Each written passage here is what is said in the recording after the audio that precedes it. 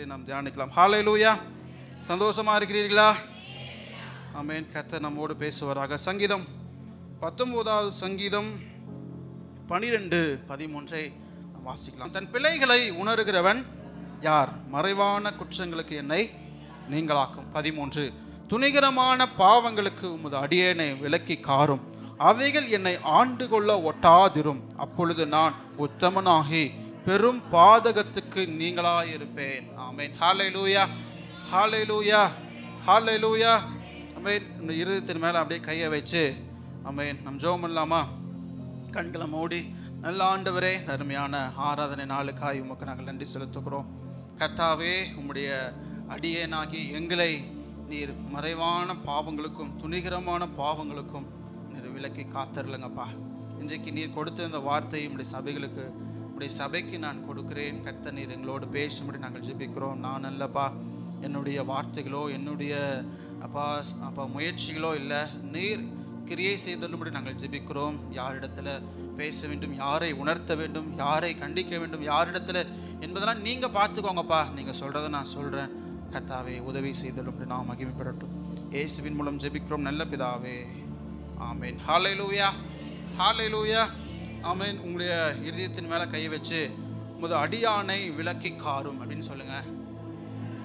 13வது வசனத்தில் 2வது லைனுக்கு வரும். உமது அடியானை விலக்கி காரும், உமது அடியானை விலக்கி காரும்.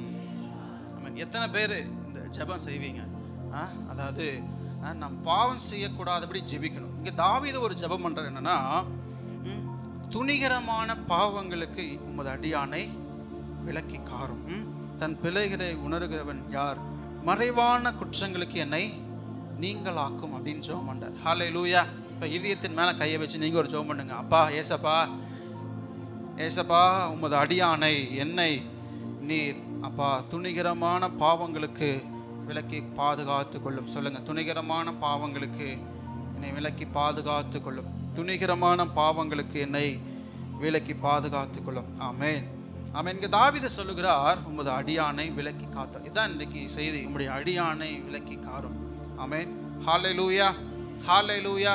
கடவுள் நம்மளே நிறைய விதத்தில் ப்ரொடெக்ட் பண்றார், அதாவது பாதுகாக்கிறார். அதுல ஒரு சிறந்த பாதுகாப்பு நம்மை பாவத்தில் விழாமல் பாதுகாப்பது.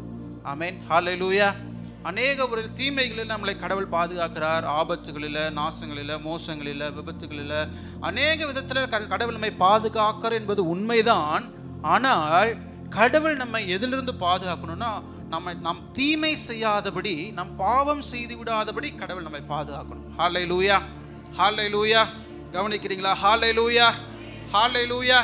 அப்போ கடவுள் நம்மை பாவம் செய்யாதபடி நம்மை பாதுகாக்க வேண்டும். ஹல்லேலூயா. அப்போ மறைவான பாவங்கள் அப்படின்னா, இப்போ இங்கே தாவீது சொல்றாரு, மறைவான பாவங்களுக்கு என்னை நீங்களாக்கும், துணிகரமான பாவங்களுக்கு என்னை விலக்கி காத்துக்கொள்ளும். ஹல்லேலூயா.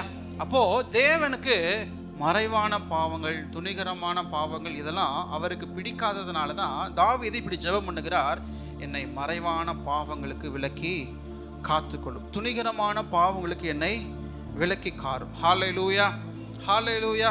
பல நேரங்களில் நாம் தவறுகளை மறைத்து வெளியே காட்டிக்கொள்ளாம நம்ம என்ன பண்றோம்னா, பாவமே செய்யாதவர்கள் போல காட்டிக்கிறோம். நம்முடைய முகபாவனைகள், நம்முடைய செயல்பாடுகள், நம்முடைய பேச்சுக்கள், நம்முடைய இதெல்லாம் பார்த்தா இவங்கெல்லாம் பரிசுத்தவான்கள், இவங்கெல்லாம் நல்லவர்கள், இவர்கள்லாம் உத்தமர்கள் அப்படின்னு காட்டிக்கிறோம். ஆனால் உண்மையா நம்ம மனசு மேலே கையை வச்சு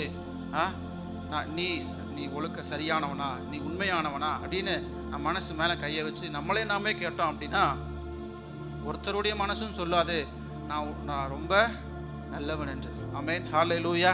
ஏன்னா தினந்தோறும் இது பாவம்னு தெரியும், இது தவறுன்னு தெரியும்.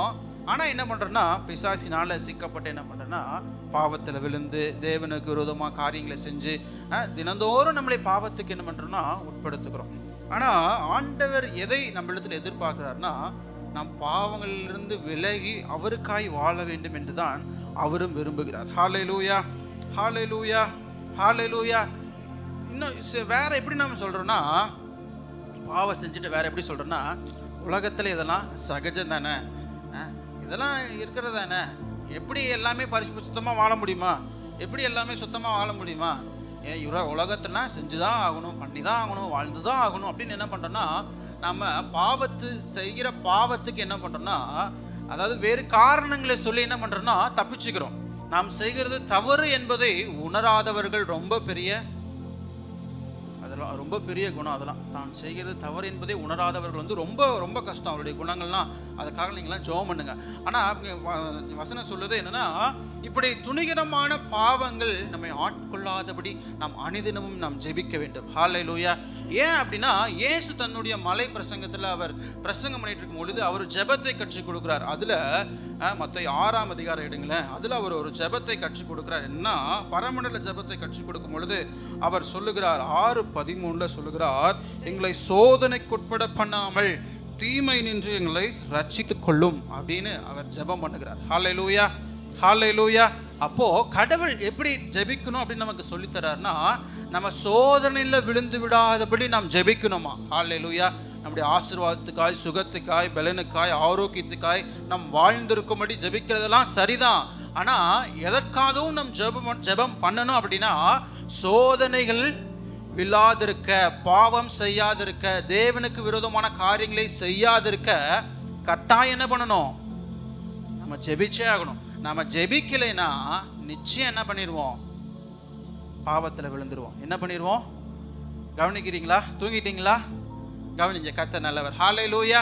அப்போ நம்ம ஜெபிக்கலாம் அப்படின்னா, அதாவது நாம எதுக்காக ஜெபிக்கணும் சொல்றோம்னா, சோதனைகளில் விழாதபடி நம்ம ஜெபிக்கணுமா. அப்போ சோதனையிலிருந்து கர்த்தர் நம்மை காப்பாற்றும்படி நம்ம ஜெபிக்கணுமா. அப்படி நம்ம ஜெபிக்க மறந்துட்டோம்னா அந்த வார்த்தையவே நம்ம பிரயோகப்படுத்தலை அப்படின்னா, அதனாலதான் ஆண்டவர் தன்னுடைய ஜெபத்தில் அழகாய் சொல்லித்தராரு. அவர் அநேக முறை முன்னாடியெல்லாம் பாருங்க, ராஜ்யம் வருவதாக, அதுக்கு முன்னாடி எங்களுக்கு வேண்டிய ஆகாரத்தாரும் கடன்களை மன்னி, இப்படிலாம் உலக பிரகாரமான காரியங்கள் எதெல்லாம் தேவையோ சொல்லிட்டு கடைசியில சொல்றாரு, எங்களை சோதனைக்குட்பட பண்ணாமல் தீமை நின்று எங்களை ரட்சித்துக் கொள்ளும். அப்போ டெய்லியும் நம்ம ஜெபம் பண்ணணும். அப்போ டெய்லியும் நாம செய்ய வேண்டிய ஜெபம் என்ன ஜெபம் பண்ணாலும் நீங்கள் சரி, உங்கள் ஜெபத்தின் முடிவில் இன்றைக்கு நான் பாவம் செய்யாதபடி என்னை காத்து கொள்ளும் அப்படின்னு நம்ம ஜெபிக்கணும். ஹல்லேலூயா. கவனிக்கிறீங்களா? ஹல்லேலூயா. அப்போ டெய்லி நம்ம எதுக்காக ஜெபம் பண்ணணும்னா, நம்மை சோதனைக்குட்பட பண்ணாமல் இருக்க நாம் டெய்லியும் ஜெபிக்கணும். ஹல்லேலூயா. அப்படி ஜெபிக்க மறந்துட்டேன்னா பிசாசு நமக்காய் கன்னிகளை ரெடியாக வைத்திருக்கான். பிசாசினுடைய முக்கிய வேலையே ஆண்டவரை விட்டு நம்மளை பிரிக்கணும். ஹல்லேலூயா. ஆண்டவரை விட்டு பிரிச்சா போதும், பிசாசுக்கு கொண்டாட்டமே, அவனுக்கு வேற எதுவுமே தேவையில்லை. உங்களுக்கு வர எந்த இதுவும் அவனுக்கு தேவை கிடையாது. ஆஸ்தியோ அந்தஸ்தோ ஆசை எதுவும் அவனுக்கு தேவையில்லை. உங்களுடைய மெயின் டார்கெட் நீங்கள் நல்லா இருக்கணும், ஆனால் ஆண்டவர் விட்டு பிரிஞ்சு இருக்கணும். அவ்வளோதான். உலகத்தில் பார்த்து நிறைய பணக்காரர்கள் இருக்காங்களே, அவங்களாம் ஆண்டவரோடு இருக்காங்களான்னு கேட்டீங்கன்னா கேள்விக்குறிதானே. அப்போ பிசாசுடைய டார்கெட் என்னன்னா, உங்களையும் ஆண்டவரையும் பிரிச்சிடணும், என்னையும் ஆண்டவரையும் பிரிச்சிடணும். அதுதான் அவருடைய மெயின் டார்கெட். அதான் ஆண்டவர் நமக்கு சொல்லித்தராரு, சோதனைக்குட்பட பண்ணாமல் தீமை நின்று என்னை காத்துக்கொள்ளுமா. திரும்ப நம்ம இதுக்கு வருவோம். நம்முடைய பாவங்களை நம்ம என்ன பண்ணணும்னா, தினந்தோறும் நம்ம அறிக்கையிட்டு ஜெபம் பண்ணும் பொழுது கர்த்தர் நமக்கு உதவி செய்வார். ஹல்லேலூயா. பாவத்தின் 4 நிலைகளை இந்த சங்கீதம் 19:12-13 நமக்கு சொல்லுகிறது. கவனிங்கள், கர்த்தர் நமக்கு உதவி செய்வார். கவனிங்க. சங்கீதம் 12:13 சொல்லுது, பாவத்துடைய 4 நிலைகள் சொல்லுகிறது. நான் உங்களுக்கு சொல்லுகிறேன். முதல் 12 முதல் லைன் இருக்கு பார்த்தீங்கன்னா, பிழைகளை அப்படின்னு இருக்கும். என்னது? பிழைகளை. முதல்ல சின்னதாக என்ன பண்ணுவோம்னா பாவத்தை செய்வோம். சின்னதாக ஒரு காமெடி, சின்னதாக ஒரு வீடியோ, சின்னதாக ஒரு கிளிப்பிங்கு, இது சின்னதான, இதில் என்ன, இதில் என்ன இருக்குது, இதில் என்ன இருக்குது அப்படின்னு சின்னதாக முதல்ல சின்னதாக ஆரம்பிப்போம். அப்புறம் என்ன பண்ணுவோம்னா அடுத்த லைன் சொல்லுது பாருங்க, மறைவான. அடுத்து என்ன ஆயிரும்னா அது மறைமுக பாவமாய் ஆயிரும். சின்னதாக ஆரம்பிச்சது நமக்கு இன்பத்தை தரது என்னதுன்னா, இது இன்னும் பார்த்தா என்ன அப்படிங்கிறதுக்காக நம்ம மறைமுகமாக என்ன பண்ணுறோம், பாவம் செய்கிறோம். அடுத்தது 3வது பார்த்தோன்னா துணிகரமாய். முதல்ல சின்னதாக ஆரம்பிப்போம், அடுத்து மறைஞ்சிருந்து செய்வோம். அப்புறம் என்ன நமக்கு என்ன ஒரு தென விடுது, இது என்ன யாரும் பார்க்கலையே, என்ன யாரும் செய்யலையே என்ன அப்படின்னு என்ன ஆயிருந்தா ஒரு துணிகரம் வந்துடும். அப்புறம் எல்லாரும் பார்க்க செய்வோம். அடுத்து கடைசி லைன் சொல்லுது பாருங்க, பெரும் பாதகத்துக்கு எல்லாரும் அறிய, எல்லாரும் அறிந்து கொள்ள, இவ்வளோ மோசமானவர்களா அப்படின்னு அறிந்து கொள்ளத்தக்க பெரும் பாதகத்துக்கு. அப்போ அதுதான் தாவீது சொல்றார், தினந்தோறும் அதற்காக என்ன பண்றாரா, ஜெபம் பண்ணுகிறார். ஹல்லேலூயா. பிசாசு முதல்ல பாவத்தின் 4 நிலைகள். முதல்ல தன் பிள்ளைகள் பிள்ளைகள், அதனால் பிள்ளைகள்னா சின்னதாக கொஞ்சம் கொஞ்சமாக ஆரம்பிப்பான். ரெண்டாவது மறைவான மறைஞ்சிருந்து செய்யும்படி தூண்டுவான். இதை நமக்கு பிடிச்ச இதை பாரு, இதை செய்ய, இங்கே இதை பார்த்தா என்ன, இதை செஞ்சா என்ன அப்படின்னு அப்படியே கொஞ்சம் மறந்திருந்து செய்யும்படி. அடுத்து அப்படியே துணிகரமான இதை செஞ்சா என்ன, யாரும் தான் பார்க்கலையா என்ன, அவங்கள பரிசுத்தவான்ல என்ன அப்படின்னு தூண்டி என்ன பண்ணுவோன்னா துணிகரமாக அப்படியே கொண்டு வந்துடுவான். நான்காவது நம்ம மொத்திலும் அழிச்சிடுவான். பெரும் பாதகத்துக்கு என்ன பண்ணிடுவான், நம்மை ஆளாக்கிடுவான். ஹல்லேலூயா. அப்போ அதைத்தான் கர்த்தர் எதிர்க்கிறார், அதைத்தான் செய்யாதபடி நமக்காய் அவர் வேண்டுதல் செய்கிறார். ஹல்லேலூயா. இப்போ இன்றைக்கு இந்த மறைமுகமாய் செய்த இந்த பாவங்களினால நடந்ததை இன்றைக்கு நாம் தியானித்து நாம் ஜெபிக்க போகிறோம். ஹல்லேலூயா. சற்று நேரம் தான் நாம் தியானிக்க போகிறோம். நீங்கள் கவனிங்கள், கர்த்தர் நமக்கு உதவி செய்வார். ஹல்லேலூயா. இந்த மறைமுகமான செய்கிற நம் பாவத்துக்கு பலன் உண்டா? இதை கடவுள் பார்க்கிறாரா? இது வெளியே தெரியாது தான், இது வெளியே யாரும் அறிய மாட்டாங்க தான். ஆனால் இதை கடவுள் பார்க்கிறாரா? இதுக்கு பலன் உண்டா? இதனால ஏதாவது வாய்ப்பு இருக்கா? இதனால நம்ம இந்த பாவத்திற்கான பிரயோக, அதாவது இதை நம்ம பலி செலுத்தணுமா? எப்படி இதில் கடவுள் நம்மளை தண்டிப்பாரா அப்படின்னு யோசிச்சுன்னா இன்றைக்கு நம்ம தியானிக்கிற காரியத்தில் நம்ம தெரிஞ்சுக்கொள்ளுங்க. மறைமுகமான நம்ம செய்கிற பாவங்களுக்கு பெரிய ஆபத்து இருக்குது அப்படிங்கிறத நீங்கள் தியானிக்கும் பொழுது புரிந்து கொள்வீர்கள். ஹல்லேலூயா. முதல்ல ஒரு 4 பேரை நாம் தியானிக்கலாம். நமக்கு தெரிந்த சம்பவம் தான். ஆதியாகமம் 31ஆம் அதிகாரத்தை எடுத்துக்கொள்ளலாம். எல்லாரும் எடுத்துக்கொள்ளுங்கள். ஆதியாகமம் 31வது அதிகாரத்தை எடுத்துக்கொள்ளுங்கள். கர்த்தர் நமக்கு உதவி செய்வார். ஹல்லேலூயா. முதலாவது ராகேலை குறித்து நாம் தியானிக்கலாம். ஹல்லேலூயா. ஹல்லேலூயா. சத்தமா சொல்லுங்களேன். ஹல்லேலூயா. ஆமென். முதலாவது ஆதியாகமம் 31:19 ராகேலை குறித்து நாம் வாசிக்கிறோம். அங்கே ஒரு ராகேல் என்ன செய்கிறாங்க அப்படின்னா, இங்கே நடக்கிற சம்பவத்தை முதலாவது நான் சொல்லுகிறேன். என்ன நடக்குது அப்படின்னா, முதலாவது என்னை கவனிங்களா, நீங்கள் அந்த எடுத்துகிட்டு என்னை கவனிங்க. நீங்கள் முதலாவது யாக்கோப்பும் அவருடைய 2 மனைவிகளும் எங்கே இருக்காங்கன்னா பதான் அராம் அப்படின்னா தன்னுடைய மாமனுடைய வீட்டில் என்ன பண்ணுறாங்கன்னா யாக்கோப்பும் உடைய 2 மனைவிகளும் அங்கே இருக்காங்க. இப்போ அவருடைய செல்வம் எல்லாம் பெருத்ததுனால இப்போ ஆண்டவரும் அவருடைய சொப்பனத்தில் தோன்றி 3வது வசனத்தில் சொல்லுது, 31:3 சொல்லுது, கர்த்தர் யாக்கோப்பை நோக்கி, உன் பிதாக்களுடைய தேசத்துக்கும் உன் இனத்தாடத்துக்கும் நீ திரும்பி போ, நான் உன்னோட கூட இருப்பேன் என்றார். இப்போ கர்த்தர் சொல்லிட்டாரு, நீ திரும்பி வாப்பா, கானான் தேசத்துக்கு நீ திரும்பி நீ வா அப்படின்னு சொல்லிட்டார். இப்போ இந்த யாக்கோப் என்ன பண்ணுறன்னா தன்னுடைய மனைவிகளோடு தனக்கு உண்டான ஆடு மாடுகள் செல்வங்கள் எல்லாவற்றையும் கூட்டிக் கொண்டு என்ன பண்ணுறான்னா இப்போ பதான் அராமிலிருந்து என்ன பண்ணுறான்னா புறப்பட்டு கானானுக்கு புறப்பட்டு என்ன பண்ணுறாரு, கானானுக்கு புறப்பட்டு போகிறார். இப்போ அவர் தனக்கு உண்டான எல்லாவற்றையும் எடுத்துக்கிட்டு என்ன பண்ணுறான்னு வர்றாரு. இப்போ இந்த ராகேல் என்ன பண்ணுறாங்கன்னா 19வது வசனத்தில் சொல்லுது, லாபான் தன் ஆடுகளை மயிர் கத்திரிக்க போயிருந்தான். அந்த சமயத்திலே ராகேல் தன் தகப்பனுடைய சுரூபங்களை திருடி கொண்டாள். வசனம் சொல்லுகிறது, அந்த சமயத்திலே ராகேல் தன் தகப்பனுடைய சுரூபங்களை திருடி கொண்டாள். இப்ப ராகேல் மறைமுகமா ஒரு தவறு செய்யறாங்க. என்ன பண்றாங்கன்னா சுரூபத்தை என்ன பண்ணிட்டாங்க, திருடிட்டாங்க. இது யாக்கோபுக்கு தெரியுமான்னு கேட்டீங்கன்னா கடைசி வரைக்கும் என்னது தெரியவே தெரியாது. ஏன்னா யாக்கோப்பு ஆராதிக்கிறவர் யார் அப்படின்னா அவர் பெரியவர். ஹல்லேலூயா. ஆமென். அவருக்கு ஆண்டவருடைய சத்தத்தை லைவா கேட்கிறவர், அவர் ஆண்டவர் டைரக்டா அவரோட பேசுறவர், ஆண்டவரோட போராடி ஆசீர்வாதங்களை பெற்றுக்கொண்டவர் அவர். அவருக்கு இது நிச்சயமாய் பிடிக்காதுதான். ஆனா அவருடைய மனைவி என்ன பண்றாங்கன்னா, ராகேல் என்ன பண்றாங்கன்னா, அவள் அந்நிய தெய்வங்களுடைய அந்த சுரூபங்களை என்ன பண்ணிட்டா, திருடிக்கிட்டா. இப்போ திருடுனாங்க என்ன பண்ணுறாங்கன்னா, இவங்க திருடி பத்திரமா வச்சுக்கிட்டாங்க. அவருடைய கழுதையில் ஒட்டகத்தில் அவங்க பயணிக்கும் போது அதை அவங்க கூட வச்சுக்கிட்டாங்க.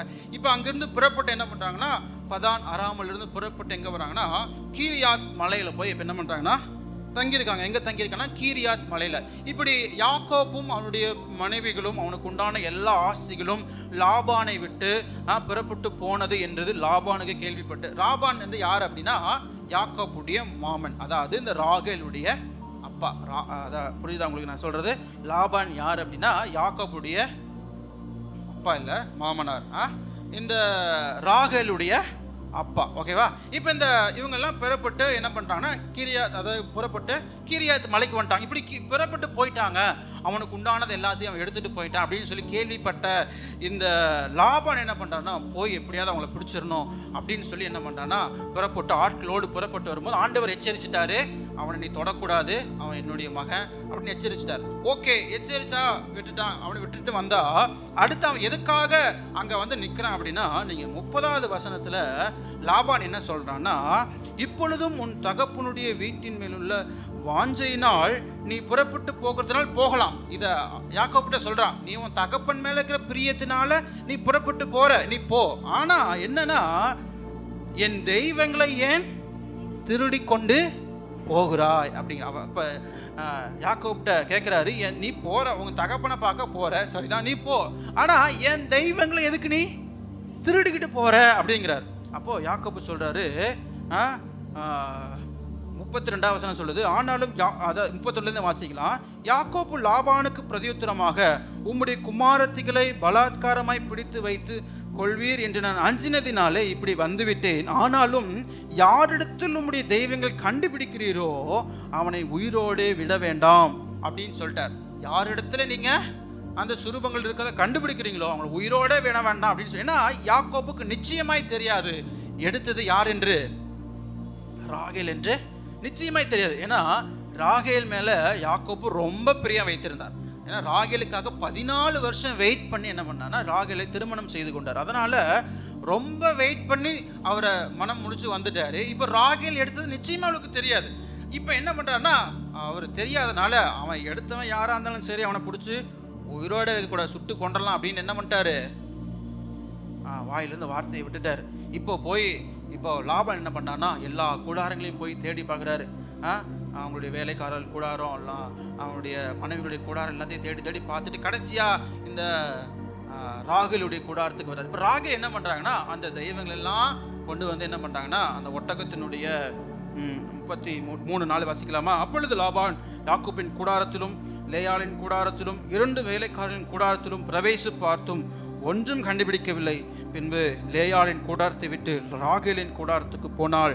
ராகேல் அந்த சொரூபங்களை எடுத்து ஒட்டகச்சேனத்தின் மேல் கீழ் வைத்த. ஒட்டகச்சேனம் அப்படின்னா ஒட்டகத்தின் மேலே போடுகிற ஒரு படுக்கை மாதிரி.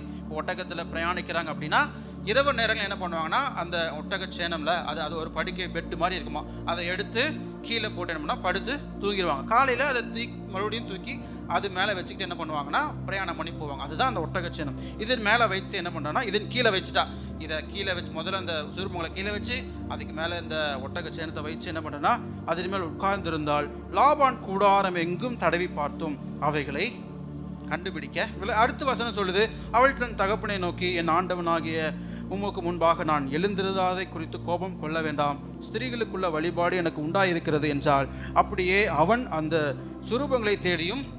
இப்போ ஒரு பொய்ய சொல்லி என்ன பண்ணிட்டான்னா லாபான் கிட்ட என்ன பண்ணிட்டா, ஏமாத்திட்டா. நான் வந்து எனக்கு ஸ்திரீகளுக்குள்ள வழிபாடு இருக்குது, அதனால இப்போ எந்திரிக்க கூடாது அப்படின்னு சொல்லி என்ன பண்ணிட்டேன்னா அதை கீழே வச்சு மேலே இப்போ எல்லாம் தடவி பார்த்து என்ன பண்ணிடுச்சு, இப்போ ஒன்றும் கண்டுபிடிக்க முடியாமல் வெளியே போயிட்டேன். இப்போது வெளியே வந்து பார்த்தா யாக்கோபுக்கு சரியான கோபம்.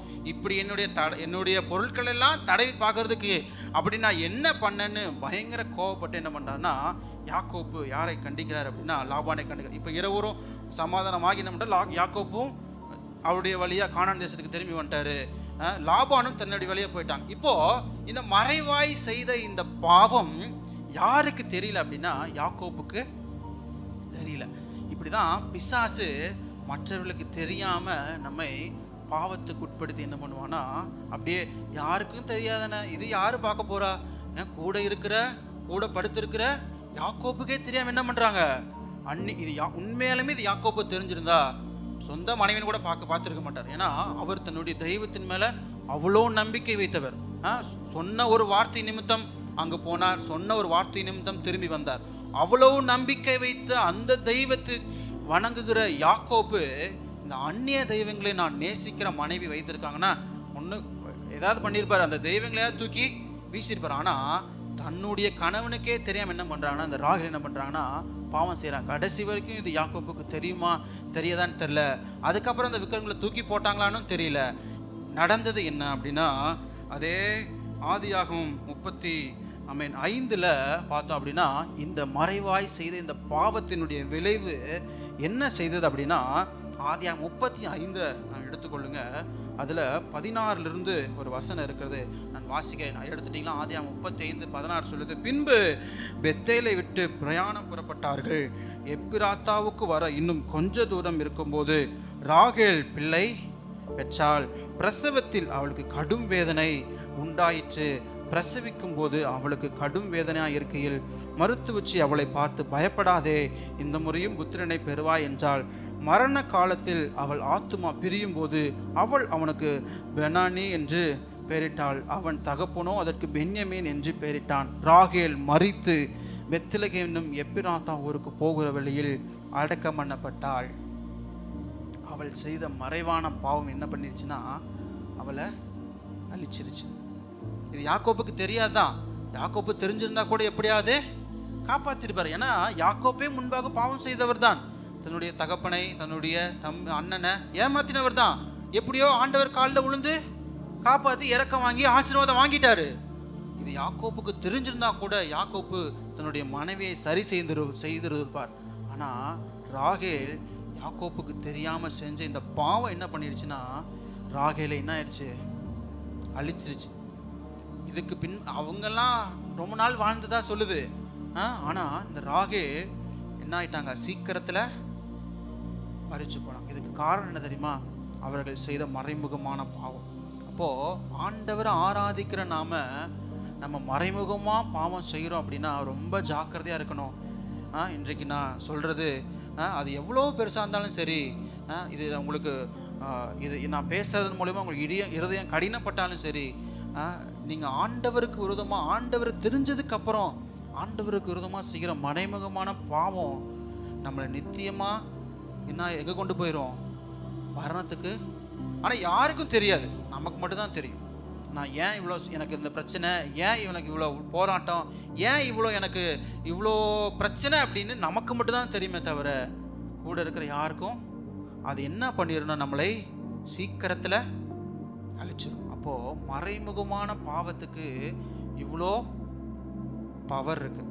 மறைமுகமாக ஜெயிக்கிறதுக்கு எவ்வளோ பவர் இருக்குதோ அதுபோல் மறைமுகமாக செய்கிற பாவத்துக்கும் மறந்துடாதீங்க. அப்போது நம்ம மறைமுகமாக செய்கிற பாவங்கள் நம்ம நிச்சயமாய் அழிச்சிடும், மறந்துடாதீங்க. அப்படியே கண்ணில் மூடி இதயத்தின் மேலே கை வச்சு ஜெபம் பண்ணுங்க. அப்பா ஆண்டவரே, என்ன இந்த மறைமுகமான பாவத்துக்கு என்னை விலக்கி காப்பாற்றுங்கப்பா. நானும் பிரயாசப்படுகிறேன்ப்பா, நானும் போராடுகிறேன்ப்பா, ஆனால் என்னால் விட முடியலப்பா. நீங்கள் ஆண்டவரை பார்த்து நீங்கள் சொல்லுங்கள். நீங்கள் எனக்காகவோ இல்லை நான் சொல்லுவதற்காகவோ நீங்கள் சொல்லாதீங்க. நீங்கள் வாழ்ந்திருக்கணும் தான் ஆண்டவர் இதை உங்களுக்கு போதிக்கிறார். நீங்கள் இப்படியே செஞ்சீங்கன்னா உங்களுக்கு பாதிப்பு வந்துருந்தா ஆண்டவர் இதை உங்களுக்கு சொல்லுகிறார். நீங்கள் ஆண்டவரத்தில் சொன்னீங்கன்னா ஆண்டவர் உங்களுக்கு எதில் உங்களை பாதுகாக்கணுமோ, எந்த பாவத்தில் விலக்கி காப்பாற்றணுமோ உங்களுக்கு நிச்சயமாக காப்பாற்றுவார். நீங்கள் ஜெபம் பண்ணுங்க. ஆண்டவரே, இந்த ராகேலை போல் ஒருவேளை நான் தேவையில்லாத விக்கிரங்களுக்கு, அப்பா தேவையில்லாத காரியங்களுக்கு, சினிமாக்களுக்கு, சீரியலுக்கு, அப்பா தவறான காரியத்துக்கு நான் அடிமைப்பட்டுட்டேன்ப்பா. அப்பா நான் போராடுறேன்ப்பா. அப்பா இதை நான் அழிச்சிரும்னு எனக்கு இன்றைக்கு நீங்கள் கற்றுக் கொடுத்தீங்களே, இதுலேருந்து என்னை விடுவித்து கொள்ளும் சொல்லுங்கள். இதுலேருந்து என்னை விடுவித்து காப்பாற்றுங்கப்பா. என்னை விலக்கியறலுங்கப்பா. என்னை விலக்கி காப்பாற்றுங்க தகப்பனே. நம்முடைய பிள்ளைகளை விலக்கி காப்பாற்றும் இயேசுவின் நாமத்தில் பிதாவே, ஆமென். அப்போது நாம் அதிலிருந்து நாம் விலக்கி காப்பாற்ற வேண்டியது ஒன்று. ஹல்லேலூயா. அடுத்து ரெண்டாவது ஒரு நாம் தியானிக்கலாம். யோசுவா சுத்திரம் 7வது அதிகாரத்தில் அங்கு ஒருவரை நாம் தியானிக்கலாம். முதலாவது நாம் தியானித்ததில் மறைவான பாவம் நம்மை முதலாவது அழிக்கும். மறைவான பாவம் நம்மை முதலாவது அழிக்கும். இந்த ரெண்டாவது காரியத்தில் நாம் தியானித்ததுக்கு அப்புறம் நான் அதை சொல்லுகிறேன். இங்கே ரெண்டாவது, இங்கே யார் இந்த பாவத்தில் ஈடுபட்டாங்க அப்படின்னா ஆகான் அப்படிங்கிற ஒருத்தர் என்ன பண்ணுறாருன்னா மறைமுகமாக ஒரு தவறு செய்கிறார். கவனிக்கிறீங்களா? ஹல்லேலூயா, ஹல்லேலூயா, ஹல்லேலூயா. இப்போ ரெண்டாவது கவனிங்க. மறைமுகமாக இங்கே ஆகான் என்ன பண்ணுறாருன்னா ஒரு தவறு செய்கிறார். என்ன அப்படின்னா இங்கே இது கவனிங்க. இப்போ இந்த 7வது அதிகாரத்தில் நான் உங்களுக்கு கதை சொல்கிறேன், அதுக்கப்புறம் நீங்கள் கவனிங்க, விதத்தை நாம் பார்க்கலாம். இப்போ இஸ்ரவேல் ஜனங்கள் என்ன பண்ணுறாங்கன்னா கானானுக்கு பிரயாணப்பட்டு போயிட்டு இருக்காங்க. கவனிக்கிறீங்களா? இஸ்ரவேல் ஜனங்கள் எங்கே பண்ணுறாங்க? கானானுக்கு பிரயாணப்பட்டு இவங்க போயிட்டு இருக்கிற வழியில் என்ன பண்ண, எரிகோ அவர்களுக்கு தடையாய் நிற்கிறது. எரிகோவை பற்றினா உங்களுக்கு தெரியும். எரிகோவை 7 முறை சுற்றினார்கள். எரிகோ இடிந்து விழுந்தது. இடிந்து விழுந்ததுனால இப்போ அவள் அந்த ஜனங்களை எல்லாம் ஜெயிக்கணுமா, அதனால ஜெயிக்கணும் அப்படிங்கிறதுனால இப்போ இதை வழிநடத்திட்டு போன யோசுவா ஒரு வார்த்தை சொல்றாரு, இந்த எரிகோ சாபத்தீடானது.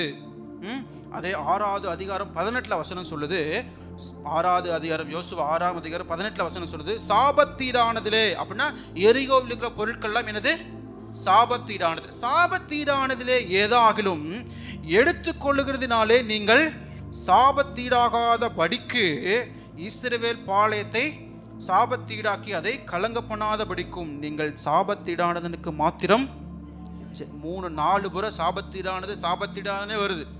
அதை தொட்டிங்கன்னா நீங்க சபிக்கப்பட்டுருவீங்க, உங்களுக்கு சாபம் வந்துடும், உங்களுக்கு அழிவு வந்துடும்னு திரும்ப திரும்ப என்ன பண்றாருன்னா யோசுவா சொல்றாரு. இதெல்லாம் கேட்டுட்டு போனவங்க தான் இஸ்ரவேல் ஜனங்கள். இப்போ இந்த இஸ்ரவேல் ஜனங்கள் போய் என்ன பண்றாங்கன்னா எரிகோவுக்கு எல்லா ஜனங்களையும் அழிச்சிட்டு என்ன பண்றாங்கன்னா அந்த பொருட்களை எல்லாம் அதோட வெள்ளி தங்கத்தை என்ன பண்ணாங்கன்னா தேவாலயத்துக்காக என்ன பண்ணோன்னா பொருட்களை வச்சிருவாங்க. ஆனா அதுல இருக்கிற மற்ற எந்த பொருட்களையும் என்ன பண்ணா தொடக்கூடாது அப்படின்னு கட்டளை விட்டுட்டாங்க. ஆனா ஆகான் என்ன பண்ணான் அப்படின்னா அவன் பொருட்கள் மேல இச்சை வச்சதுனால, அதை நேசிச்சதுனால என்ன பண்ணான்னா கொஞ்சம் என்ன பண்ணா அதுல இருந்து திருடிக்கிட்டு வச்சுக்கிட்டான். இது அவன் திருடுனது யாருக்கும் தெரியவே. அவன் எப்படி திருடுனானோ, இப்போ யுத்தத்துக்கு போறதுன்னா 2 பேர் 3 பேரா போவாங்க. எப்படியும் ஒரு இஸ்ரவேல் ஜனங்கள் லட்சக்கணக்கில் இருக்காங்க, குறைஞ்சது ஒரு 10,000 பேராவது போயிருப்பாங்க. 10,000 பேர்த்த கண்ணையை மறைச்சு அவன் என்னென்னலாம் திருடுனான் தெரியுமா? 7வது அதிகாரம் 21ஆம் வசனம் சொல்லுது, கொள்ளையிலே நேர்த்தியான ஒரு பாபிலோனிய சால்வையும் 200 வெள்ளி சேக்கலையும் 50 சேக்கல் நிறையான ஒரு பொன் பாலத்தையும் நான் கண்டு அவைகளை இச்சித்து கொண்டேன். இத்தனையும் சுருட்டி வயிற்றுக்குள்ள வச்சானோ எங்க வச்சானோ தெரியல. இத்தனையும் சுருட்டி என்ன பண்ணிட்டான், வீட்டுக்கு கொண்டு வந்து குழி தோண்டி புதைச்சு பத்திரமா வச்சுட்டான். இதை யாரும் பார்க்கல. என்ன பண்ணிட்டான், மறைமுகமா எப்படியோ செஞ்சிட்டான். இன்னொன்று என்னன்னா, நம்ம மறைமுகமா பாவம் செய்யும் போது நமக்கு ஒரு பெரிய நம்பிக்கை வந்துடும். நான் யார் தெரியுமா, உங்களுக்கெல்லாம் தெரியாமலாம் செய்வேன்டா நான். என்ன பண்ணாலும் என்னெல்லாம் நீ கண்டே பிடிக்க முடியாது, என்ன பண்ணாலும் நாளாக யார் தெரியுமா, ஸ்கெட்சுக்கே ஸ்கெட்சு போடுறவொன்னு பிசாசு என்ன பண்ண நல்லா மோட்டிவேட் பண்ணி, நீ திருடுடா, நீ அல்லுடா, நீ செய்யடா, அப்படி இது இல்லை இப்படி உனக்கு வந்தானா நீ இப்படி போ. அதாவது ஆண்டவர் சொல்கிறல்ல, ஒரு வழியாக வந்தால் 7 வழியான்னு, 7 வழியாக வந்தால் நீ இப்படி பிளான் போடு அப்படின்னு என்ன பண்ணுவோன்னா பிசாசு என்ன பண்ணுவோன்னா அவன் அதாவது வசனம் சொல்லுது எப்படி லட்சக்கணக்கு ஒரு குறைஞ்சது ஒரு 10,000 பேர், 10,000 பேர்த்தையும் நான் குறைஞ்சதான் சொல்கிறேன், அத்தனை சடங்குலையும் கண்ணை மறைச்சு என்ன பண்ணிட்டான், பிளானுக்கு மேலே பிளானை போட்டு பாவத்தை செஞ்சு விதைச்சிட்டான். இப்போ பலன் என்ன ஆகுதுன்னா, இப்போ பாருங்களேன், அடுத்தது இப்போ இவங்க இந்த யுத்தத்தை எல்லாம் முடிச்சுட்டு வந்து சந்தோஷமாக இருந்தார். அதே 6வது அதிகாரம் 27 வசனம் 26, 27 வாசிக்கலாமா? அக்காலத்தில் யோசுவா இந்த எரிகோ பட்டணத்தை கட்டும்படி எலும்பும் மனுஷன் கர்த்தருக்கு முன்பாக சபிக்கப்பட்டிருக்க கடவன்.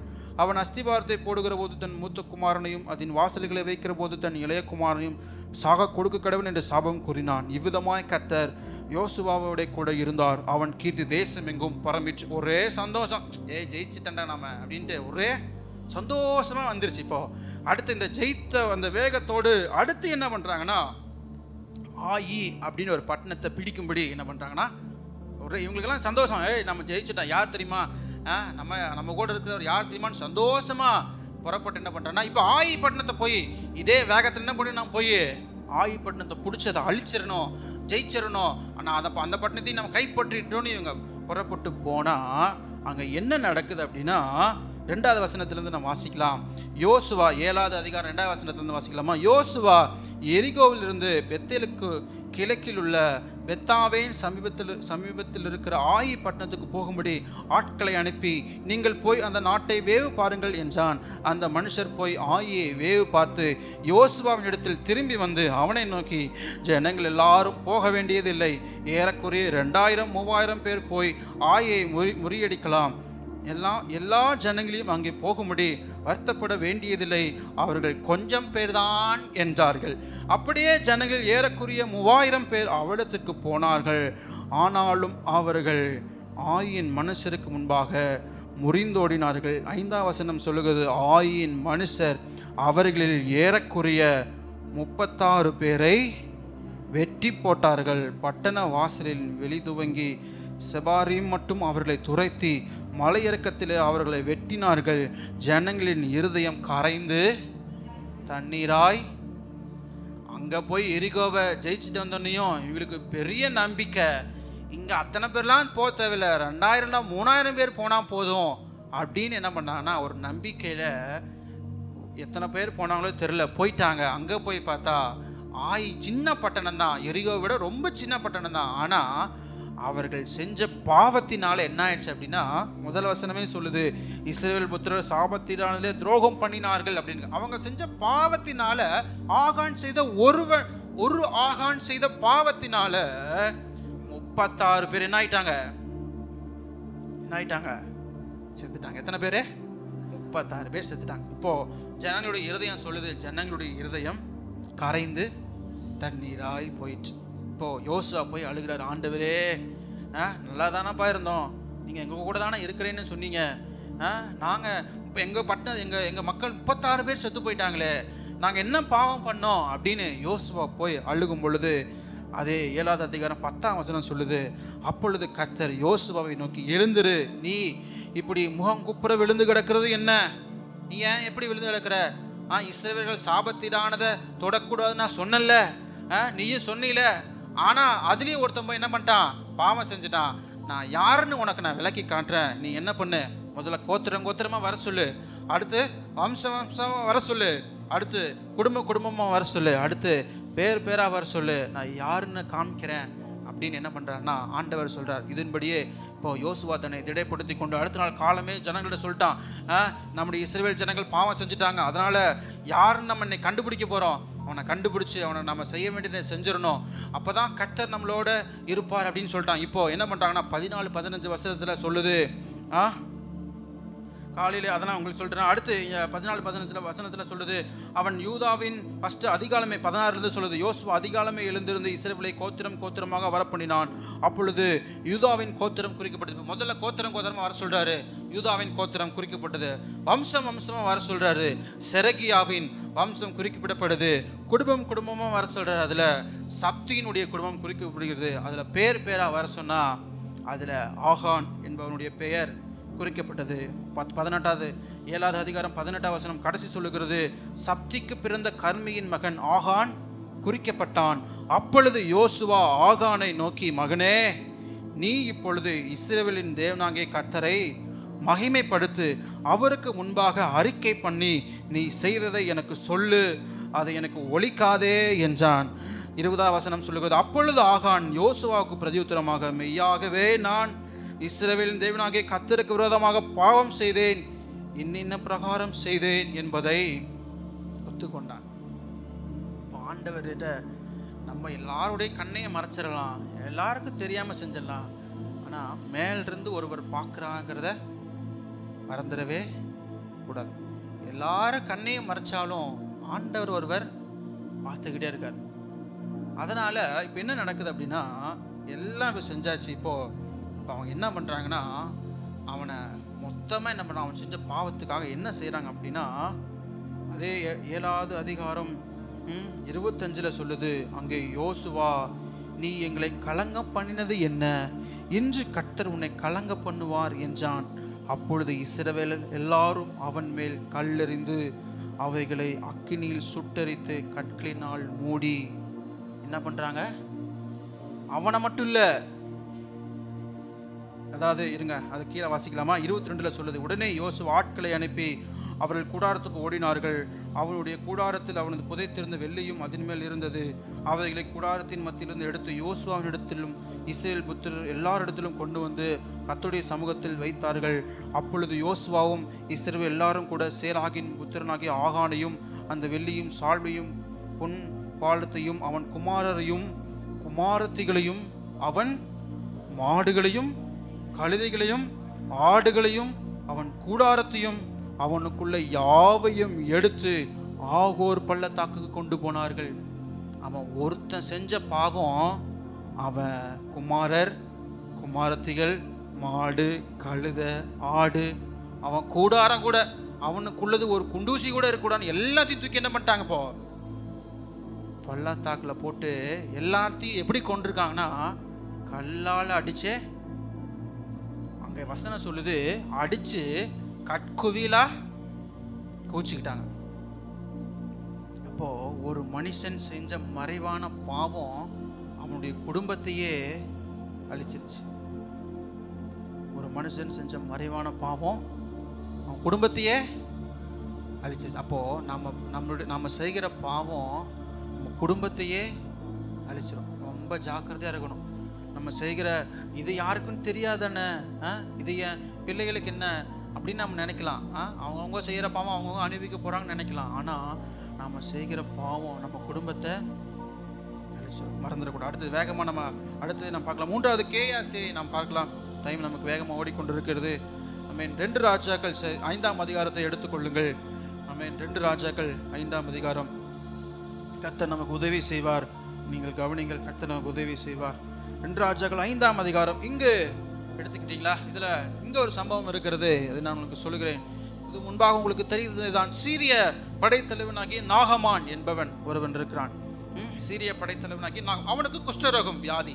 அவன் என்ன பண்றானா, தன் குஷ்டமா இருக்கிறதை அறிஞ்சு என்ன பண்றானா, இஸ்ரவேலில் ஒரு தீர்க்கதரிசி இருக்காராமே, எலிசா என்பவர் இருக்கிறாராமே, அவரிடத்துல போய் சுகத்தை பெற்றுக்கொள்ளலாம் என்று அறிந்து அவனும் அவனை சேர்ந்த எல்லாரும், அவன் படைத்தலைவன் அப்படிங்கிறதுனால அநேக போர்ச்சேவர்கள் அநேகர் வந்துட்டாங்க. இப்போ கூட்டமாக எங்கே வந்துட்டாங்க?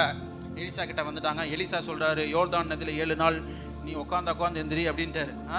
அவன் ரொம்ப கோவப்படுறான். எங்கள் ஊரில் இல்லாத நதியாடா உங்கள் ஊரில் இருக்குது, நான் எங்கள் ஊரில் இருந்தால் நானே, அது அருமையான தண்ணீர் அல்லவா, இங்கே போய் முழுக சொல்கிறிய அப்படின்ட்டார். நீ போய் செஞ்சினா செய்ய, இல்லைன்னா என்னமோ பண்ணிட்டு அவர் பாட்டுக்குள்ளே போயிட்டார். இப்போ இவன் போய் நம்ம யோர்தான் நதியில் முக்கி 7 தடவை ஸ்நானம் பண்ணான். 7வது முறை எந்திரிக்கும் போது சுகமாயிட்டான். வசனம் சொல்லுகிறது, அவனுடைய மாம்சம் 5வது அதிகாரம் 14 சொல்லுகிறது, கடைசியில் ஒரு சிறுப்பிள்ளையின் மாம்சத்தை போல மாறி அவன் சுத்தமானான். இப்போ இவர் சுத்தமாயிட்டார். சுத்தமான இவருக்கு ஒரு நம்பிக்கை வந்துருச்சு, ஆண்டவர் தான் உண்மையான தெய்வம், அவர் தான் உண்மை உள்ளவர் அப்படின்னு சொல்லிட்டு 15ஆம் வசனம் சொல்றாரு, இதோ இஸ்ரவேலில் இருக்கிற தேவனை தவிர பூமி எங்கும் வேறு தேவன் இல்லை என்பதை அறிந்தேன்.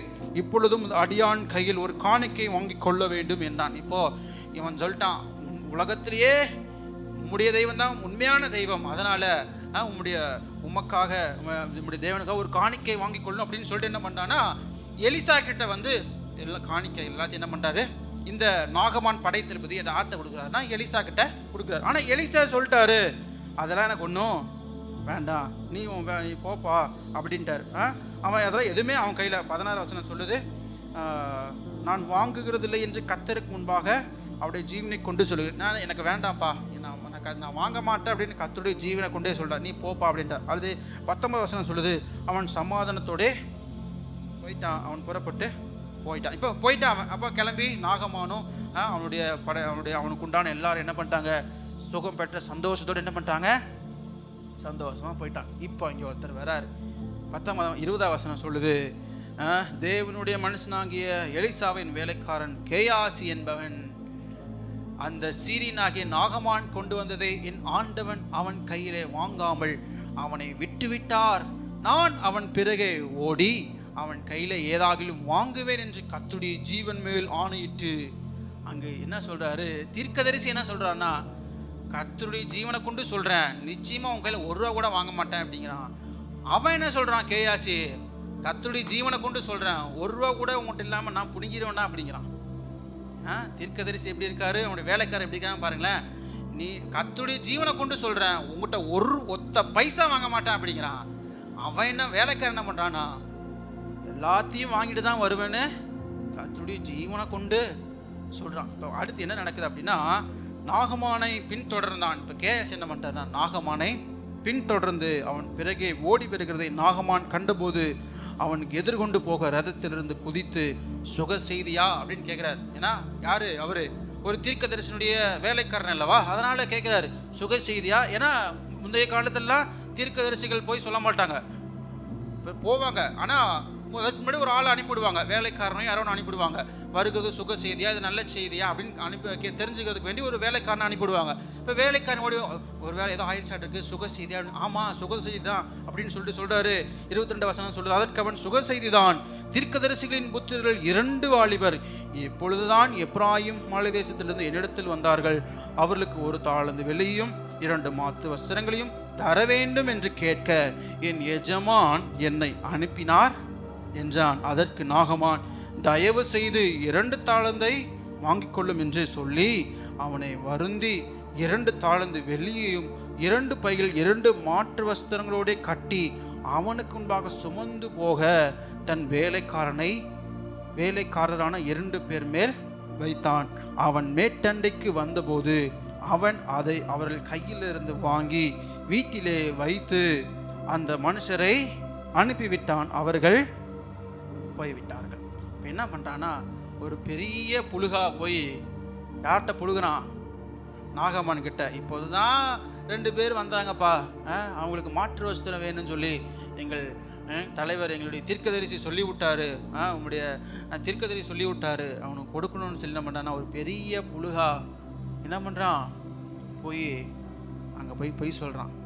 அவன் என்ன பண்ணுறான், அவர் தான் கேட்டான் நம்பி என்ன பண்ணான், இவனை இந்த 2 மாற்று வஸ்திரம் தூக்கிறதுக்கு வேலைக்காரர் அனுப்பிவிடுறாரு. இவர் பெரிய தலைவர் அல்லவா, வேலைக்காரர்களை வச்சு போய் பத்திரமா கொடுத்துட்டு வாடன்னு அனுப்பிவிட்டார். இப்போ பத்திரமா வந்துச்சு.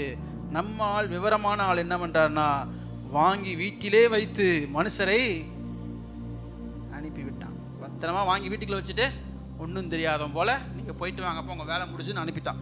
அடுத்து என்ன நடக்குதுன்னா 25 சொல்லுது, பின்பு அவன் உள்ளே போய் தன் எஜமானுக்கு முன்பாக ஒன்றும் தெரியாதவன் மாதிரி எங்கே நிற்கிறான். இப்போ போய் நான்லாம் எங்கேயும் போனப்பா, அவன் வந்தவன் யாரும் தெரியாது, போனவன் யாரும் தெரியாது, அவனை பார்க்கவும் இல்லை, அவனை தொடரவும் இல்லை, அவன்கிட்ட 1 ரூபா கூட வாங்கலை அப்படின்னு ஒன்றுமே தெரியாதவன் போல இப்போ எங்கே போய் நிற்கிறான்னா, தன்னுடைய எஜமானுக்கு முன்பாக போய் நின்றான்.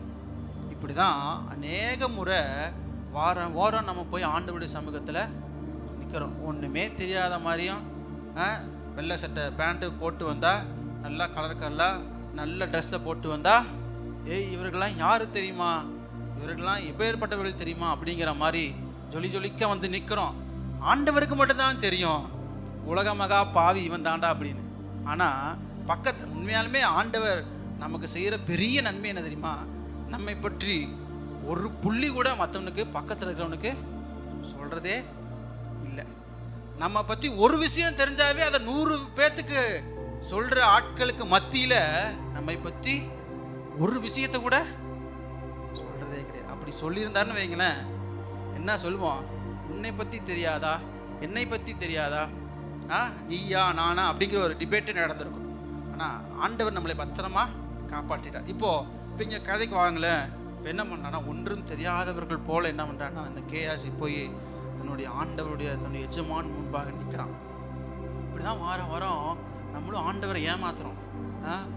வாரமுள்ளா இல்லைங்க, இந்த உலகத்தில் பாவம் செய்யாமலாம் வாழ முடியாதுங்க, இப்படியெல்லாம் இருக்க முடியாதுங்க, இப்படியெல்லாம் வாழ முடியாதுங்க, பொய் சொல்லாமல் பொழப்பே ஓட்ட முடியாதுங்க அப்படின்னு என்ன பண்ணுறோம், பச்சை பொய்யை பேசிட்டு ஜாலியாக வந்து ஆண்டவருடைய சமூகத்தில் நிற்கிறோம்.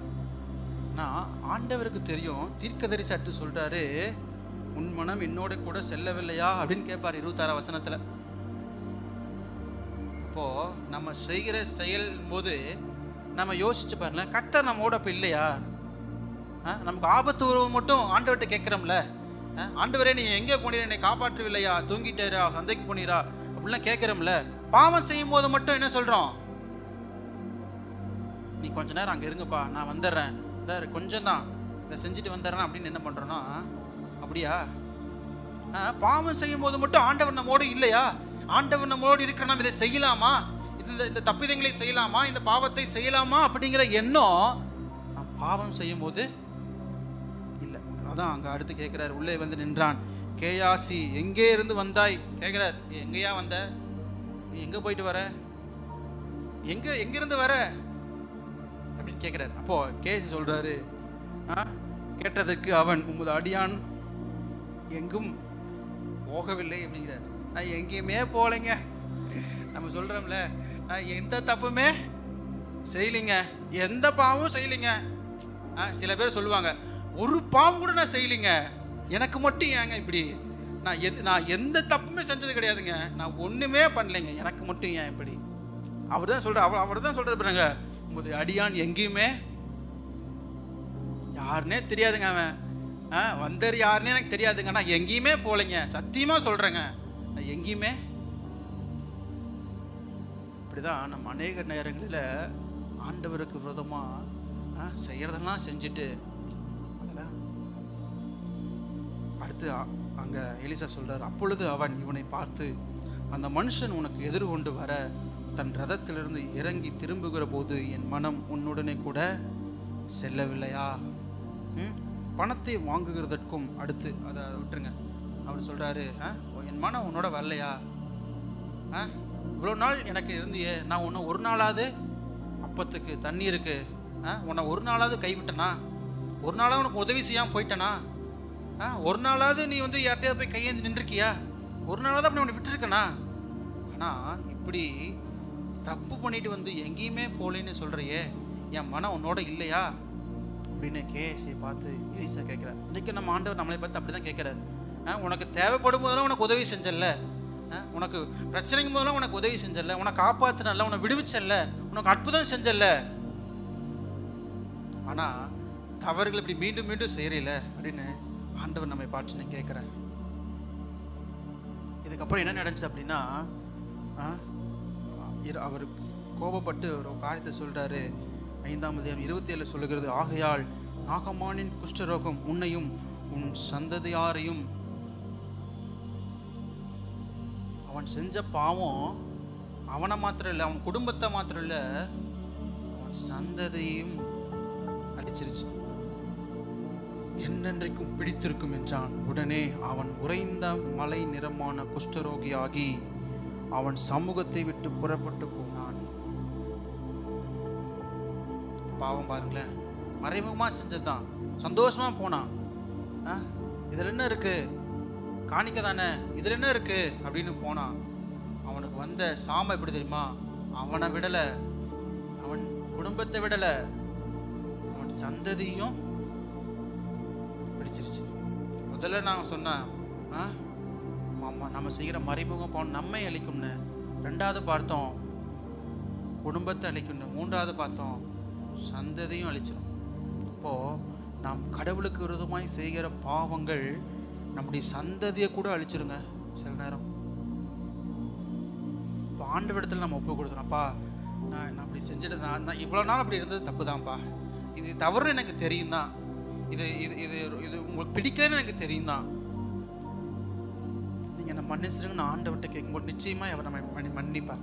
ஏன்னா தாவீது எடுத்துக்கோங்களேன், தாவீது பாவம் செஞ்சான் தான். பைபிள்லேயே ஒரு கேடுகட்ட பாவம் செஞ்சது யாருன்னா தாவீது தான். உங்களுக்கு தெரியுமா? பைபிளில் ரொம்ப மோசமான பாவம் செஞ்சது யாருன்னா, அவனை மாதிரி பாவம் செஞ்சது யாருமே கிடையாது, தாவீது தான். ஆனால் வசனம் சொல்லுகிறது, அவன் கர்த்தருக்கு அவருடைய இருதயத்துக்கு ஏற்றவனா. அவர் ஆண்டவர் அவரை நம்புறதுனால 1000 வருட அரசாட்சியில் அவர் தான் ஆளுகை செய்வாராம். தாவீது தான் அப்போ ராஜாவாக இருப்பாராம். நீங்கள் நினச்சி பாருங்களேன், அவர் பாவம் செஞ்சார் தான், இல்லை செஞ்சார் தான். ஆனால் தேவனோடு திரும்பவும் என்ன பண்ணிட்டாருன்னா ஒப்புரவாகிட்டார். திரும்பவும் என்னை மன்னிங்கப்பா, நான் செஞ்சது தவறு தான்ப்பா, நான் இப்படி பாவம் செஞ்சுட்டேன்ப்பா, இந்த மறைமுகமான பாவங்களுக்கு என்னை தப்பு வச்சிருங்கப்பா, நான் இப்படி விழுந்துட்டப்பா, என்னை மன்னிச்சிருங்கப்பான்னு கதறி அழுத அந்த தாவீதை கர்த்தர் மீண்டுமாய் உயர்த்தினார். அவனு யாரையும் தேவன் நீங்கள் செஞ்ச பாவத்திலேயே அப்படியே உங்களை அழிச்சிடணும், தேவன் யாரையும் அப்படியே விட்டுறது கிடையாது. அப்படின்னா உலகத்தில் யாருமே இருக்க முடியாது. பாவம் செய்யாதவங்க தான் எனக்கு வேணும் அப்படின்னா உலகத்தில் யாருமே இருக்க முடியாது. ஆனால் கடவுள் அதுக்காக தான் நமக்கு இரக்கம் தர்றார், நம்ம மேல கிருபையா இருக்காரு. ஆனால் அந்த கிருபையை போக்கடிச்சு திரும்ப திரும்ப திரும்ப திரும்ப திரும்ப திரும்ப திரும்ப திரும்ப திரும்ப திரும்ப செய்கிறதுனால, தேவனை நம்ம அவருடைய கிருபையை போக்கடிக்கிறதுனால தான் அது தாவீதை குறித்து சொல்லுகிறது. அதாவது பட்சேபாலினுடைய பாவம் ஒன்று தவிர அப்படின்னு தாவீதை குறித்து சொல்லுகிறது.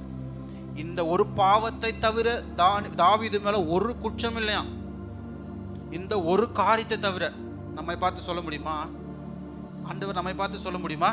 இந்த ஒன்று தான் பாவங்கிட்ட, இந்த ஒன்று தாயா அவன் பர்ஃபெக்ட்டுப்பா, இந்த ஒன்று தாயா அப்படி அது வந்து தாவீது அதை ரிப்பீட் பண்ணல. அதோட சரி, ஏன்னா அப்பா நான் ரொம்ப பெரிய தவறு செஞ்சுட்டேன்ட்டு அதிலிருந்து மனம் திரும்பிட்டான். நம்மகிட்டே ஒரு பாவம் தான் நம்மளை இப்படி துக்கப்படுத்துது, நம்மளை இப்போ ஆண்டு இருக்கிறதும் பிரிக்குது. ஆனால் அந்த ஒரு பாவத்தையும் ஆண்டவர் விட்டுரு, அதை உன்னை அழிச்சிரும், உன் குடும்பத்தை அழிச்சிரும், உன்னுடைய சந்ததியை அழிச்சிரும் அப்படிங்கிறார் ஆண்டவர். இன்னைக்கு ஆண்டவரிடத்தில் நம்ம ஒப்பு கொடுக்கும் பொழுது நிச்சயமாய் ஆண்டவர் நம்மை கழுவிவார், நம்மை சுத்திகரிப்பார், நமக்கு மீண்டும் நம்மை அவரோட பிள்ளையாய் வாழும்படி கர்த்தர் நமக்கு உதவி செய்வார். அப்போது நீங்கள் ஆண்டவரிடத்தில் அதை கேட்கணும். அப்பா நான் விடணும்னு நினைக்கிறேன்ப்பா, நான் செய்கிறது தவறு தான் எனக்கு தெரியுதுப்பா. தாவீது அப்படி தான் ஜெபம் பண்ணார். ஆண்டவரே, என்னை மறைவான குற்றங்களுக்கு விலக்கி காத்துருங்கப்பா, நான் செஞ்சது தவறு தான்ப்பா, துணிகரமான பாவத்துக்கு என்னை விலக்கி காப்பாற்றுங்கப்பா அப்படின்னு அவர் ஜெபம் பண்ணார். அவர் செய்த ஜெபம் அதுக்கப்புறம் அவர் பாவம் செய்ய விடாமல் அவரை பாதுகாத்தது. இன்றைக்கும் ஆண்டவர் நம்மிடத்தில் அதுதான் எதிர்பார்க்கிறார். நம் ஜெபிக்கும் பொழுது நிச்சயமாய் நம்மளை காப்பாற்றுவார். அடுத்து கடைசியாக ஒருவரை நாம் பார்த்து நாம் ஜெபிக்கலாம். கர்த்தர் நல்லவர். மீன் இதெல்லாம் பழைய ஏற்பாடுங்க, இதெல்லாம் பழைய ஏற்பாடு. ஆண்டவர் அதெல்லாம் முந்தைய காலங்க, இப்போலாம் புதிய ஏற்பாடு. இப்போலாம் ஆண்டவர் என்ன பண்ணாலும் மன்னிச்சிடுவார் அப்படின்லாம் நீங்கள் நினைக்காதீங்க. புதிய ஏற்பாட்டில் இப்போ இவங்க கூட வெயிட் பண்ணி செத்தாங்க. இந்த புதிய ஏற்பாட்டில் நடக்குது பாருங்களேன். அப்போஸ்தலர் 5 எடுங்க, சொன்ன உடனே செத்துட்டாருங்க. இங்கே ஒருத்தரை நாம் பார்க்கலாம், அனனியா சப்பிரால். கடைசியாக 4வதாய் அனனியா சப்பிராவை கொடுத்து நம்ம தியானிக்கலாம். கர்த்தர் நமக்கு உதவி செய்வார். ஆமென். தூங்குறீங்களா? சத்தம் ஒரு ஹல்லேலூயா சொல்லாமா? லேலுயா. இங்கே ஒரு சம்பவத்தை நாம் தியானிக்கலாம். அனனியா என்னும் பேருள்ள ஒருவனும் அவனுடைய மனைவியாகிய சப்பிராலும் தங்கள் காணியாட்சியை விற்றார்கள். இப்போ இவங்க என்ன பண்ணுறாங்கன்னா, தங்களுடைய காணியாட்சியை, தங்களுடைய சொத்துக்களை விற்கிறாங்க. சொத்துக்களை விற்று அவன் அந்த 2வது வசனம் சொல்ற, தன் மனைவி அறிய அவன் கிரயத்தில் ஒரு பங்கை வஞ்சித்து வைத்து ஒரு பங்கை கொண்டு வந்து அப்போஸ்தலருடைய பாதத்திலே வைத்தான். இப்போ இவங்க யாருமே எந்த அப்போஸ்தலர்களும் உன்னோட கொண்டு வித்து மொத்தமாக கொண்டு என்கிட்ட கொடுன்னு கேட்கல. மொத்தமாக என்கிட்ட கொண்டு கொடு அப்படிலாம் கேட்கல. அது கீழே சொல்றாரு பேதுரு சொல்றாரு 4வது வசனம், அதை விற்கும் முன்னே அது உன்னுடைய தானே, அதை விற்ற பின்னும் அது உன்னுடைய தானே, அது விற்கும் போதும் உன்னுடைய தான், அது விற்ற பின்னும் உன்னுடைய தான். அதுலையே நீ ஏமாத்துற. நான் இவ்வளோ வச்சிருக்கேன், எனக்கு இவ்வளோ தேவை, மீதியை உங்கள்கிட்ட கொண்டு வந்து கொடுக்குறேன்னு சொன்னால் வேலை முடிஞ்சு போச்சு. என்ன பண்ணுறான்னா, அவர் கேட்குறாரு, இவ்வளோ தான் விட்டுன்னு கேட்டால் ஆமாம் இவ்வளோ தான் விட்டுறோம் அப்படிங்கிறான். ஒரு பங்கை வஞ்சித்து மறைச்சு வைக்கிறான். மறைமுகமா அவருக்கு தெரியாது. அவரு எங்க பார்க்க போறாரு? நான் எவ்வளோ 50 ரூபாய்க்கு வித்தனா 25 ரூபான்னு சொன்னா அவர் எங்க பார்க்கவா போறாரு? வீட்டுக்கு வந்து செக் பண்ணவா போறாரு? அப்படின்னு என்ன பண்ணான்னா மறைச்சு அவனை ஏமாத்துறான். பேதுருவை என்ன பண்றான்னா ஏமாத்துறான். அதான் சொல்றாரு, பேதுரு அவனை நோக்கி, அனனியாவே, நிலத்தின் கிரியத்தில் ஒரு பங்கை வஞ்சித்து வைத்து பரிசுத்த ஆவியினிடத்தில் பொய் சொல்லும்படி சாத்தான் உன் இருதயத்தை நிரப்பினது என்ன? அதை விற்கும் முன்னே அது உன்னுடையதாக இருக்கவில்லையா? அதை விற்ற பின்பும் அதன் கிரியம் உன் வசத்தில் இருக்கவில்லையா? நீ உன் இருதயத்திலே இப்படிப்பட்ட எண்ணம் கொண்டது என்ன? நீ மனுஷரிடத்தில் அல்ல, தெய்வத்தினிடத்தில் பொய் சொன்னாய். இப்போ சில நேரம் நம்ம ஆண்டவருக்கு விரோதமாகவே என்ன பண்றோம்? பாவங்களை செய்கிறோம், பொய் சொல்றோம், ஏமாத்துறோம். இந்த பாவம் என்ன பண்ணுச்சு அப்படின்னா, அடுத்து சொல்லுது, அவ்வளோதான். அதான் சொன்னார், மனுஷனிடத்தில் இல்லை தேவனிடத்தில் பொய் சொன்னான். அதுக்கு மேலே ஒன்றுமே பேசலை. அப்படி தான் வசனம் சொல்லுது. அடுத்து 5வது வசனமே சொல்லுது, அனனியா இந்த வார்த்தைகளை கேட்கவே விழுந்து ஜீவனை விட்டான். நீ செத்துருவ, உனக்கு மரணம் வந்துடும், உனக்கு சாபம் வந்துடும், ஒரு வார்த்தையும் சொல்லல. உன் இருதயத்தில் இப்படிப்பட்ட எண்ணம் கொண்டது என்ன? நீ மனுஷனிடத்தில் இல்லை தெய்வத்தினிடத்தில் பொய் சொன்னாயின்னு சொன்னதான், வேற எந்த வார்த்தையும் சொல்ல. நீ சாபம் பண்ணி ஏமாத்திட்ட, திருடிட்ட, பொய் சொல்லிட்ட, ஏமாத்திட்ட, எந்த வார்த்தையும் சொல்ல. நீ தெய்வத்தினிடத்தில் பொய் சொன்னாயின்னு மட்டும்தான் சொன்னாரு. இந்த வார்த்தைகளே கேட்கவே அனனியா என்ன ஆயிட்டான்? ஜீவனை விட்டான். இதுக்கு அடுத்து அவங்க மனைவி வராங்க. அங்கே நடக்குதுன்னா, வாலிபர் எழுந்து அவனை சேலையிலே சுற்றி வெளியே எடுத்து கொண்டு போய் அடக்கம் பண்ணினார்கள். ஏறக்குறைய 3 மணி நேரத்துக்கு பின்பு அவனுடைய மனைவி நடந்ததை அறியாமல் உள்ளே வந்தாள். பேதுரு அவளை நோக்கி, நிலத்தை இவ்வளவுக்கு தானா விற்றீர்கள்? எனக்கு சொல் என்றான். அங்கேயும் அவர்கிட்ட கேட்குறாரு, ஏம்மா இவ்வளோதாம்மா விற்றியா? பணம் இவ்வளோதான் வந்துச்சா அப்படின்னு கேட்டா, அந்த அம்மா சொல்கிறாங்க, ஆம் இவ்வளவுக்கு தான் விற்றோம். அங்கே என்ன வார்த்தை சொல்கிறாரு? பேதுரு அவளை நோக்கி, கர்த்தருடைய ஆவியை சோதிக்கிறதுக்கு நீங்கள் ஒருமனப்பட்டது என்ன? இதோ உன் புருஷனை அடக்கம் பண்ணினருடைய கால்கள் வாசற்படியிலே வந்திருக்கிறது, உன்னையும் வெளியே கொண்டு போவார்கள் என்றான். உடனே அவன் அவருடைய பாதத்தில் விழுந்து ஜீவனை விட்டாள். இப்போ ஆண்டவருக்கு விரோதமாக நம்ம செய்கிற பாவம் நிச்சயமாக நம்மளை அழிச்சிருங்க. நம்ம நினைக்கலாம், இதெல்லாம் ஆண்டவர் பார்க்கவா போகிறாரு, இதெல்லாம் ஆண்டவர் இதெல்லாம் நினைக்கவா போகிறாரு. ஆனால் ஆண்டவருக்கு விரோதமாக செய்கிற பாவம், மறைமுகமாக செய்கிறதை கர்த்தர் வன்மையாக கண்டிக்கிறார். நம்ம செய்கிற பாவங்கள் வெளியரங்கமாக இருந்தால் கூட 4 பேர் நம்மளை எப்படி என்ன பண்ணிடுவாங்கன்னா கண்டித்து நம்மளை காப்பாற்றிடுவாங்க. ஒருவேளை நான் தண்ணி அடிக்கிறேன்னு வச்சுக்கோங்களேன், நான் தண்ணி அடிக்கிறது வெளியே 4 பேர் தெரிஞ்சேன், ஏன்டா இப்படி பண்ணுற அப்படின்னு 4 பேர் அட்வைஸ் பண்ணியாவது அவங்கள சரி பண்ண வாய்ப்பு உண்டு. ஆனால் நான் யாருக்கும் தெரியாமல் செய்கிற பாவம் யாருக்குமே தெரியாததுனால தன்னைத்தானே அது என்ன பண்ணுதுன்னா அழிச்சிருது. என்ன பண்ணுது? தன்னைத்தானே அழிச்சிருது. அதனால தான் ஆண்டவர் மறைமுகமான பாவங்களுக்கு மிகுந்த, அதனால தான் தாவீது சொல்றார், மறைமுக பாவங்களுக்கு என்னை விலக்கி காப்பாத்திருங்கப்பா. அதான் ஆண்டவர் ஜபத்தையும் சொல்லித்தரார், என்ன சோதனைகளுக்கு எங்களை விலக்கி காப்பாத்திருங்க அப்படின்னு ஜெபம் பண்ணும்படி நம்ம கற்றுக் கொடுக்குறார். இப்போ மறைமுகமாக நம்ம செய்கிற பாவங்கள் ஆண்டவரை காயப்படுத்துது. 2வது, இவங்க தன்னுடைய ஊழியக்காரிடத்துல வந்து என்ன பண்றாங்கன்னா பொய் சொல்றாங்க. இன்றைக்கு அநேக எங்களுக்கு நல்லாவே தெரியும் இவங்க சொல்றது பொய் தான், இவங்க உண்மையானவே இவங்க பொய் தான் சொல்றாங்க, இவங்க ஏமாத்துறாங்க, நல்லாவே தெரியும். ஆனா பிசாசு அவர்களை ஏவுகிறதானா இல்லை இப்படி அவர் மனது கடினப்பட்டதா என்பது தெரியல. ஊழியர் அறியவே அநேக பொய்களை என்ன பண்றாங்க பேச பிசாசு அவர்களை தூண்டுறான். இதற்கான முடிவு என்ன அப்படின்னா நாம் வாசித்தோம். அது அப்போ ஆண்டவர் நம்ம இந்த மறைமுகமான பாவத்தை செய்யாதபடி தான் நம்மளை பாதுகாக்கிறார். இன்றைக்கும் ஆண்டவர் அதனால தான் இந்த வார்த்தையை நமக்கு சொல்றார். நம்ம மறைமுகமாக யாருக்கும் தெரியாதுங்க அப்படின்னு நீங்கள் நினைக்காதீங்க. யாருக்கும் தெரியும், அது நீங்கள் ஒப்பு கொடுத்தீங்கன்னா பிரச்சனை இல்லை, உங்களுக்கு ஆண்டவரோட முடிஞ்சிடும். நீங்கள் ஆண்டவர்கிட்ட சொல்லிட்டு நான் இன்னையோட விட்டுறேன்ப்பா, இன்னையோட இந்த கருமத்துக்கு புள்ளி வச்சிடறேன்ப்பா, இது எனக்கு இன்னையோட போதும்ப்பா, இன்னையோட இது எனக்கு வேண்டாம்ப்பா அப்படின்னு ஆண்டவரிடத்தில் சொல்லிட்டு விட்டுட்டீங்கன்னா இன்னையோட அவரும் புள்ளி வச்சிருவார். போதும், அவ்வளோதான், இது என் பையன் திரும்பி வந்துட்டான், என் மக திரும்பி வந்துட்டான், போதும் அப்படின்னு ஒரு புள்ளி வச்சிருவார் அவர். இல்லை அப்படின்னா இது தொடரும்னா ஆண்டவர் பார்க்கவே வேற யாருக்கும் தெரியாது இவங்களுக்கு என்ன ஆச்சு, இவங்க ஏன் இப்படி ஆயிடுச்சு, இவங்களுக்கு ஏன் திடீர்னு இப்படி நடக்கணும், எதுக்கு இப்படி மட்டும் பிரச்சனை நடக்கணும் அப்படின்னு மற்றவங்கள தான் யோசிப்பாங்களே தவிர நம்ம நினைப்போம் ஐயோ இந்த உத்தமனுக்கா, இந்த நல்லவனுக்கா, இந்த இவங்களுக்கா இப்படி வரணும்னு நினைப்போம். ஆனால் அவங்களுக்கு தான் தெரியும், நான் இப்படி செஞ்சுட்டேங்க, நான் செஞ்சதாங்க இப்படி காரணம். அவங்க சொல்ல மாட்டாங்க, அவங்க மனசுக்கு தெரியும், நான் இப்படி பண்ணிட்டேங்க, நான் இப்படி பண்ணதாங்க இப்போ எனக்கு இப்படி வினையா நிற்குது, நான் இப்படி செஞ்சதாங்க இப்படி எனக்கு இப்படி வந்து நிற்குதுங்க அப்படின்னு அவருடைய மனசுக்கு தான் தெரியும். அதனால தான் ஆண்டவர் சொல்கிறாரு, நீங்கள் செய்கிற தவறு யாருக்கும் தெரியாது இருக்காட்டியும் பரவாயில்ல, அது ஆண்டவருக்கு தெரியும்.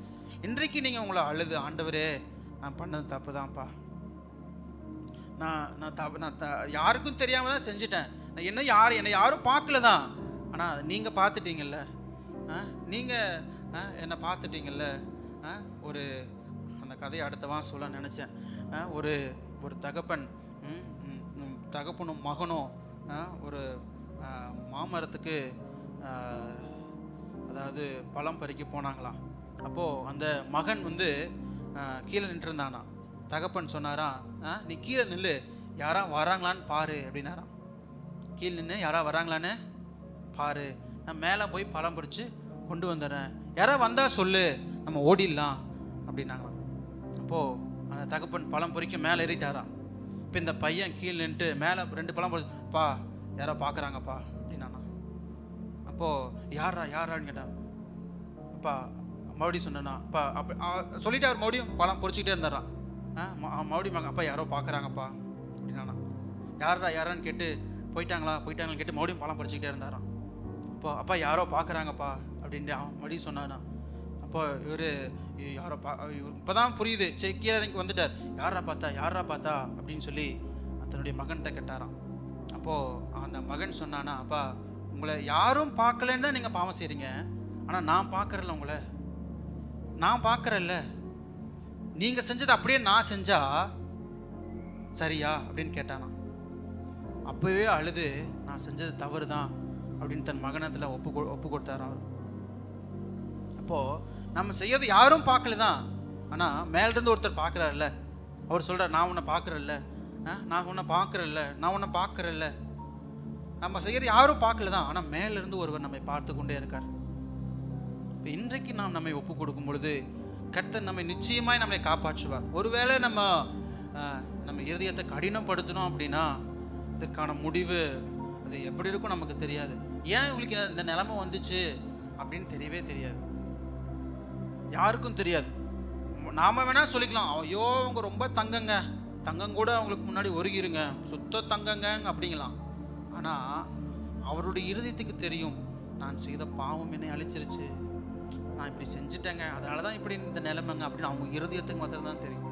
இன்றைக்கு அது எதுவாக இருந்தாலும் சரி, உங்களுக்கு நான் இதை சொல்லும் போதே உங்களுக்கு தெரியும், நான் செய்கிறது இந்த காரியம் இது ஆண்டவருக்கு பிடிக்காதுங்க, நான் செய்கிறது இந்த காரியம், நான் இது சின்னது தான், நீங்கள் செய்கிற தேவையில்லாத எந்த காரியமாக இருந்தாலும் சரி, பீடி குடிக்கிறதா இருந்தாலும் சரி, தண்ணி அடிக்கிறதா இருந்தாலும் சரி, தவறான எந்த விஷயம் எனிவேர், அது உங்களுக்கு ஆண்டவருக்கும் தெரியும், நீங்கள் மற்ற யாருக்கும் தெரியும், ஆனால் உங்களுக்கு ஆண்டவருக்கு நிச்சயமாக தெரியும். ஆனால் அது நிச்சயமாய் நம்ம ஒரு நாள் அழிச்சிடும். இந்த ஆண்டவர் உங்களோட சொல்கிறதுனால நான் பேசுகிறேன். இதை நான் வேணும்னே இதெல்லாம் செய்கிறாங்க அப்படின்லாம் யார் இடத்துலையும் நான் வஞ்சகை வச்சு அப்படின்னா யார் இடத்துலையும் பேசுனதும் கிடையாது. ஆண்டவர் என்னை ஏவுனதுனால நான் உங்களுக்கு சொல்கிறேன், மறைவானதை இன்றைக்கே விட்டுருங்க. ஆண்டவர் இடத்துல, அப்பா நான் என்னை ஒப்பு கொடுக்குறேன்ப்பா, நான் என்ன உங்களிடத்துல ஒப்பு கொடுத்துட்றேன்ப்பா, என்ன நீங்கள் காப்பாற்றிடுங்கப்பா, இதை நான் அழிச்சிருந்தான்ப்பா. நீங்கள் அப்பாட்ட ஒப்பு கொடுத்துட்டீங்கன்னா அவர் உங்களை எப்படி பாதுகாக்கணுமோ அப்படி பாதுகாத்துக்குவார். ஆமென். ஹல்லேலூயா, ஹல்லேலூயா. 2 வசனங்களை நாம் வாசிக்கலாம். ஆமென். என்னாகமும் 15:30 இருக்குது. என்னாகும் 15:30 எடுங்களேன், எல்லாரும் எடுங்க, வேதத்தை திருப்புங்க. என்னாகமும் 15:30 வசனம் சொல்லுகிறது, எடுத்துட்டீங்களா? நாம் 15:30. அன்றியும் தேசத்திலே பிறந்தவர்களாகிலும் அந்நியர்களாகிலும் எவனாவது துணிகரமாய் யாதொன்றை செய்தால் அவன் கர்த்தரை நிந்திக்கிறான். இப்போ நாம் செய்கிற துணிகரமான பாவம் எதற்கு சமம்? கர்த்தரை நிந்திக்கிறதுக்கு சமம். நான் ஆராதிக்கிற என் தெய்வத்தை நானே நிந்திக்கிறேன்னா அவர் எப்படி நமக்கு உதவி செய்வாரு சொல்லுங்களேன்?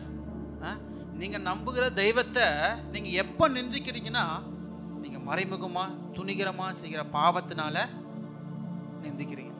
அப்போ எப்படி ஆண்டவர் உங்களுக்கு பதில் கொடுப்பாரு? பதில் கொடுப்பாரா? நம்ம வாயிலேயே ஆண்டவரை என்னை காப்பாத்துக்குமான்னு கூப்பிடுறோம், நம்மளும் பாவம் செஞ்சோம் அப்படின்னா, நீ வாயில கூப்பிடுற, ஆனா நீ பாவம் செய்யற, நீ மறைமுகம் இந்த செய்யற பாவத்தினால என்னை நிந்திக்கிற, எப்படி நான் உனக்கு உதவி செய்யும்படி எப்படி நான் வெயிட் பண்ண முடியும் அப்படிங்கிற ஆண்டவர். இப்போ இந்த வசனம் சொல்லுது, துணிகரமாய் யாதொன்றை செய்தால் அவன் கர்த்தரை நிந்திக்கிறார். இன்னொரு வசனம் சொல்லுகிறது, எபிரேயர் 10:29 ஒரு வசனம் சொல்லுகிறது, எபிரேயர் 10:29 தேவனுடைய குமாரனை காலின் கீழ் மிதித்து.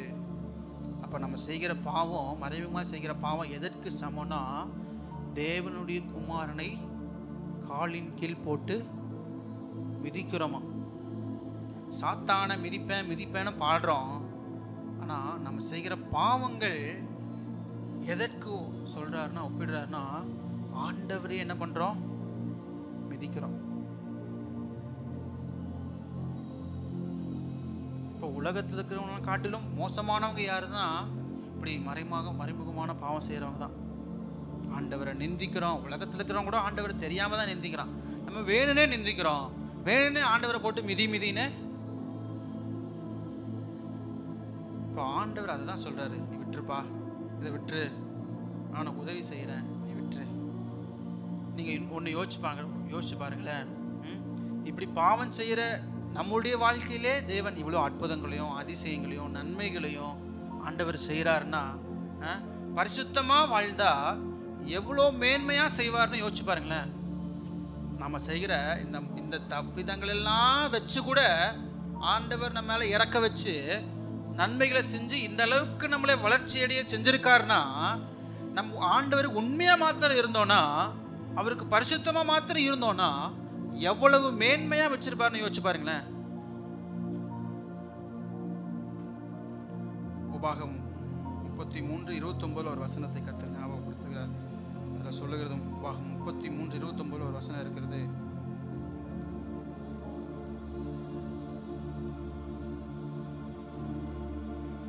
எடுத்துட்டீங்களா?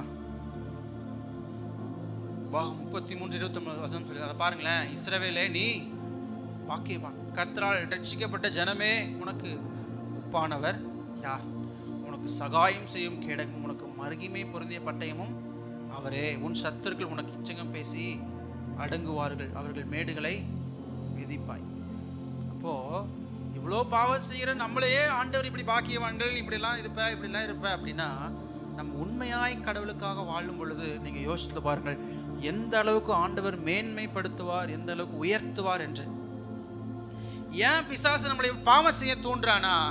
அவனுக்கு என்ன டார்கெட்டு? நீ வளரக்கூடாது, நீ பெருகக்கூடாது, நீ நல்லா இருக்கக்கூடாது, இப்படியே இருந்து இப்படியே செத்துறணும், இப்படியே இருந்து உன் குடும்பம் அழிஞ்சிடணும். அழிஞ்சிருச்சுன்னா நீ தான் நினைப்ப, மற்றவங்க தான் நினச்சிக்கணும் அவங்க எப்படி செத்துட்டாங்க, பரலோகத்துக்கு போயிடுவான். ஆனால் பிசாசுக்கும் ஆண்டவருக்கு தான் தெரியும். இவன் பிசாசு சொல்லுவான், ஆண்டவரே செத்துட்டாங்க என்கிட்ட தான் வருவான், ஏன்னா பூமியிலேருந்து பாவம் தான் செஞ்சான். உங்களுக்கே தெரியும்ல, நீங்கள் பார்த்தீங்கல்ல, மறைமுகம் பாவம் தானே செஞ்சான், எப்படி அவன் உங்கள்கிட்ட பாவான்ட்டு அவன் கூட்டிகிட்டு போயிடுவான். அப்போது அவன் டார்கெட் என்னன்னா, இந்த பாவத்திலே உங்களை அழிச்சிடணும் அவன் நினைக்கிறான், உங்களை தூண்டிக்கிட்டே இருக்கிறான். பிசாசுக்கு உங்களுக்கு ஒன்று தெரியுமா? பிசாசினாலே பாவத்தை தூண்ட மட்டும்தான் முடியும்.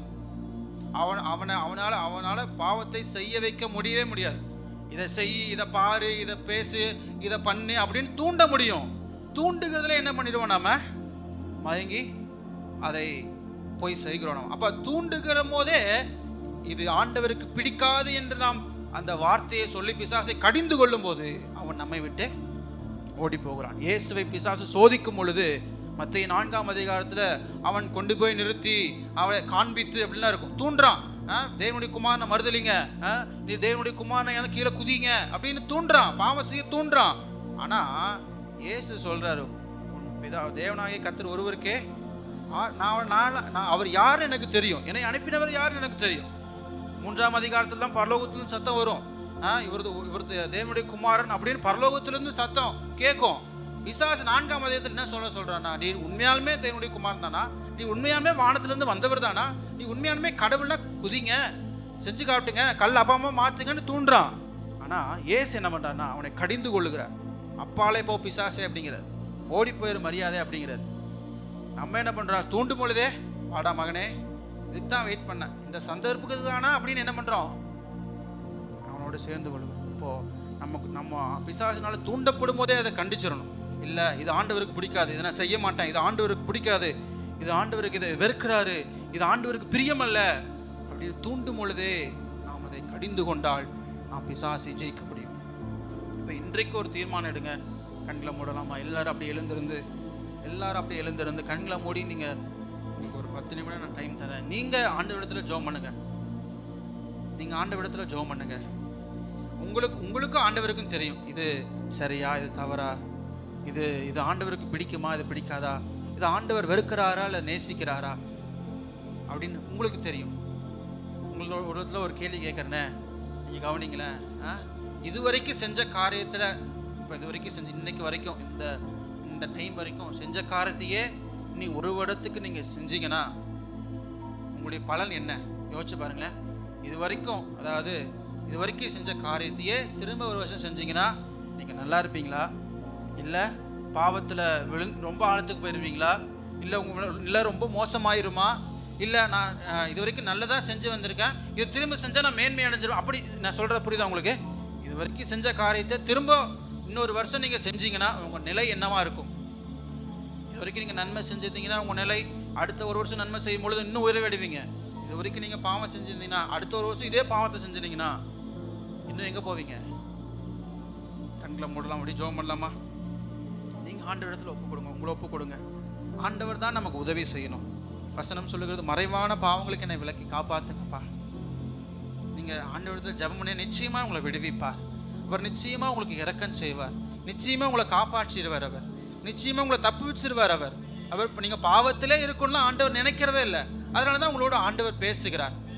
நீங்கள் யாரும் உங்களை பார்க்கல, நீங்களும் ஆண்டவரோடு இருக்கிறீங்க. ஒருவேளை உங்களுக்கு வெளியே சொல்கிறதுக்கு கஷ்டமாச்சுன்னா மனசுலேயே ஆண்டவர்கிட்ட சொல்லுங்கள், ஆண்டவரே நான் பண்ணது தப்பு தான்ப்பா, நான் இப்படி யோசிக்கிறது தப்பு தான்ப்பா, இப்படி செய்கிறது தப்பு தான்ப்பா, ஏன்னா நான் எனக்கு தவறுன்னு தெரியுதுப்பா, நான் இது இது இது இது உண்மையாலுமே என்னால் விடணும்னு நினைக்கிறேன்ப்பா, இந்த பாவம் என்னை அழிச்சிடணும்னு நினைக்கிறேன்ப்பா, திரும்ப திரும்ப அந்த தவறு செய்கிறேன்ப்பா, என்னங்க விடுவித்துருலங்கப்பா, எனக்கு நீங்கள் விடுவிச்சிருங்கப்பா, நான் இன்னைக்கு உங்களுடைய பிள்ளையா வாழும்படி நினைக்கிறேன்ப்பா. இன்றைக்கு நீங்கள் வந்தீங்கன்னா கூட ஆண்டவர் உங்களை ஏற்றுக்கொள்ள அவர் தயாராக தான் இருக்கிறார். நீங்கள் பாவத்திலே வாழணும்னு ஆண்டவர் விருப்பம் கிடையாது. நீங்கள் பாவத்திலே இப்படி ஜீவிக்கணும்னு இயேசு நினைக்கல. இன்றைக்காவது வந்துருவியான்னு தான் ஆண்டவர் வெயிட் பண்ணி வந்து நிற்கிறார். இன்றைக்காவது என் மகனே, என் மகளே, இன்றைக்காவது நீ என்கிட்ட வந்துருவியா, இன்றைக்காவது நீ என் பக்கம் வந்துருவியா, இன்றைக்காவது நான் உனக்கு உதவி செய்ய முடியுமா, இன்றைக்காவது உன் வாழ்க்கையை மாற்ற முடியுமா? ஆண்டவர் இன்றைக்கு நம்மளோட பேசுகிறார். உண்மையை உணர்ந்து ஆண்டவரத்தில் நீங்கள் ஒப்பு கொடுத்தீங்கன்னா நிச்சயமாய் உங்களை காப்பாற்ற இயேசு வல்லவர், நிச்சயமாய் உங்களுக்கு உதவி செய்ய இயேசு வல்லவர். உங்கள் வாயில திறந்து நீங்கள் சொல்லுங்கள், ஜெபம் பண்ணுங்க. நீங்கள் ஜெபம் பண்ணுங்க. நீங்கள் ஜெபம் பண்ணீங்கன்னா இயேசு நிச்சயமாய் உங்களை விடுவிப்பார், நிச்சயமாய் உங்களை காப்பாற்றுவார். பிசாசின் தந்திரத்திலிருந்து உங்களை விடுதலை ஆக்குவார், பிசாசின் அந்த போராட்டத்திலிருந்து விடுதலை ஆக்குவார், அந்த தூண்டுகிற சாத்தானின் தந்திரத்திலிருந்து உங்களை நிச்சயமாய் விடுவிப்பார். பிசாசை உங்கள் காலின் கீழ் மிதிக்கும்படி உதவி செய்வார். இவ்வளவு நாள் நம்ம ஏமாற்றிட்டோம், நம்ம பிசாசு நம்மளை ஏமாற்றிட்டான், நம்மளை வஞ்சித்துட்டான்.